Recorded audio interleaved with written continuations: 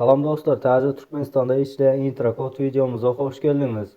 Dostlar, videonu xalasanız kanalımıza a'za olup, komentar yazıp, like basmağı yattan çıkarmayın dostlar. Gelin onda video geçelim. Dostlar, Intra yarıp dur, yarıp işlep dur. Görüşünüzü alay, basamdan işleye dostlar. Dostlar, kodu videonun sonunda koyarım. Dolu görün videonu. Yine YouTube'a giriyorum.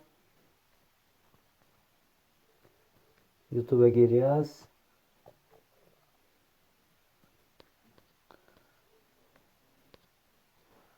YouTube'a.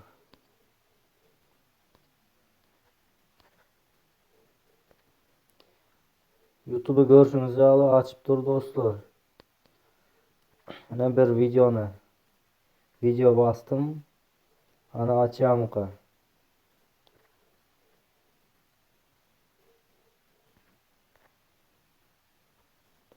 Dostlar kanalımıza a'za olun.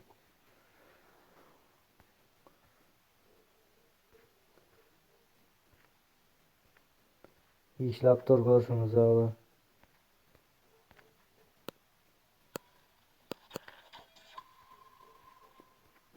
Evet, markette hayatta kaldığımız her gün 10.000 dolar. En sevdiğim YouTuber.